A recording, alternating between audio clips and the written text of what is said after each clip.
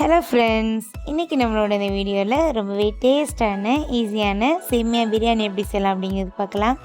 இந்த சேமியா பிரியாணி செய்கிறது ரொம்ப ஈஸி தான், ரொம்பவே பர்ஃபெக்டாக வந்திருக்கு, உதிரி உதிரியாக. வாங்க இப்போ எப்படி செய்யலாம் அப்படிங்கிறது நம்மளோட வீடியோக்குள்ளே பார்க்கலாம். ஃபஸ்ட்டு கடாய் வச்சுட்டு சூடானதுக்கப்புறம் கொஞ்சமாக எண்ணெய் சேர்த்துக்கலாம். எண்ணெய் சூடானதுக்கப்புறம் 3 முட்டை உடச்சி சேர்த்துக்கலாம்.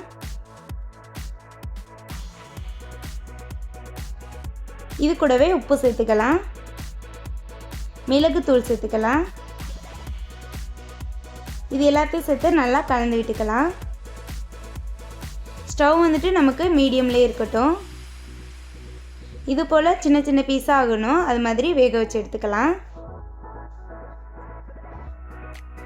ரொம்ப வேக வைக்கக்கூடாது, அதாவது ரொம்ப ட்ரை ஆகாமல் லைட்டாக அந்த ஈரப்பதம் இருக்கிற மாதிரி ஃப்ரை பண்ணி எடுத்துக்கணும். இது போல் இருந்தால் கரெக்டாக இருக்கும்.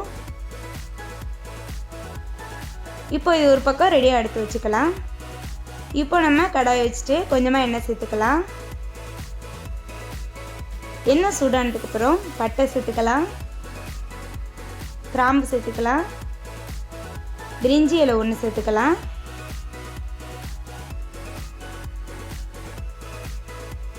இது கூடவே பெரிய வெங்காயம் 2 கட் பண்ணி சேர்த்துக்கலாம். வெங்காயம் லைட்டாக கண்ணாடி மாதிரி வதங்கி வரட்டும்.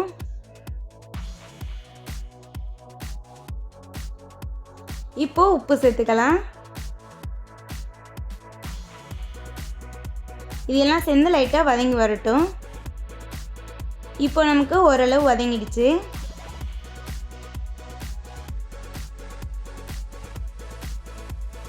இந்த டைமில் 2 தக்காளி கட் பண்ணி சேர்த்துக்கலாம். அது கூடவே பொடியாக நறுக்குனா கொஞ்சம் கேரட் சேர்த்துக்கலாம். 2 பச்சை மிளகாய் சேர்த்துக்கலாம். இது எல்லாத்தையும் சேர்த்து நல்லா மிக்ஸ் பண்ணி விட்டுப்போம்.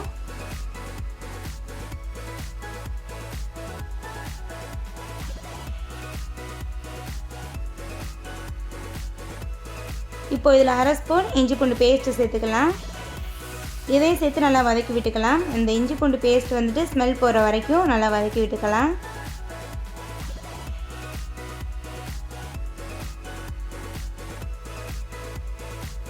இது ஒரு 1 நிமிஷத்துலேயே நல்லா இஞ்சி பூண்டு ஸ்மெல்லாம் போயிடும்.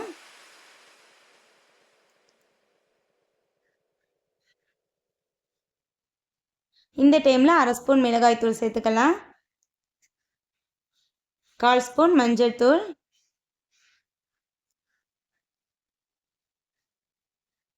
1/2 ஸ்பூன் கரம் மசாலா சேர்த்துக்கலாம். கரம் மசாலா இல்லை அப்படின்னா சிக்கன் மசாலா அல்லது மட்டன் மசாலா சேர்த்துக்கலாம். கரம் மசாலா இருந்துச்சுன்னா கரம் மசாலா சேர்த்துக்கலாம். இது எல்லாத்தையும் சேர்த்து நல்லா கலந்து விட்டு ஒரு 1 நிமிஷம் அப்படியே சிம்லேயே இருக்கட்டும். அந்த மசாலாவோட பச்சை ஸ்மெல் போட்டும்.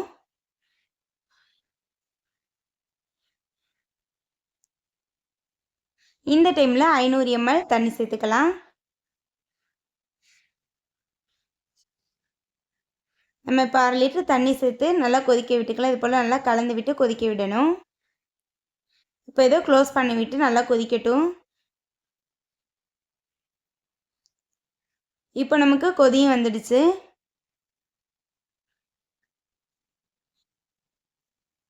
நான் இன்றைக்கி அணில் வறுத்த சேமியா எடுத்துக்கிட்டேன். வறுத்த சேமியா அப்படிங்கிறதுனால நம்ம டைரெக்டாக சேர்த்துக்கலாம். வறுக்காத சேமியா அப்படின்னா வறுத்துட்டு சேர்த்துக்கலாம். கொதிச்சதுக்கப்புறம் நம்ம எடுத்து வச்சுருக்க சேமியாவை இது கூடவே சேர்த்துக்கலாம்.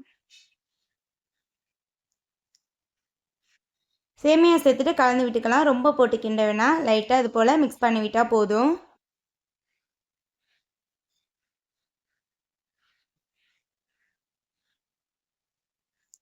இப்போ கலந்து விட்டுட்டு உப்பு செக் பண்ணிக்கோங்க. உப்பு கரெக்டாக இருந்துச்சுன்னா விட்டுருங்க, பத்தலை அப்படின்னா மறுபடியும் போட்டுக்கோங்க. எனக்கு கரெக்டாக இருக்குது.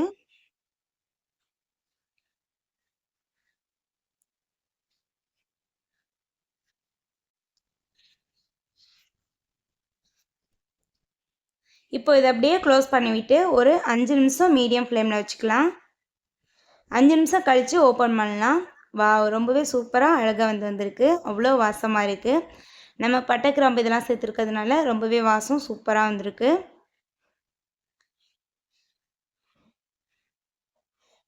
ரொம்பவே கரெக்டாக அழகாக வெந்து உதிரி உதிரியாக வந்திருக்கு. இது நம்ம கரெக்டாக ஒரு 5 நிமிஷத்துலேயே நல்லா வெந்து வந்துடும்.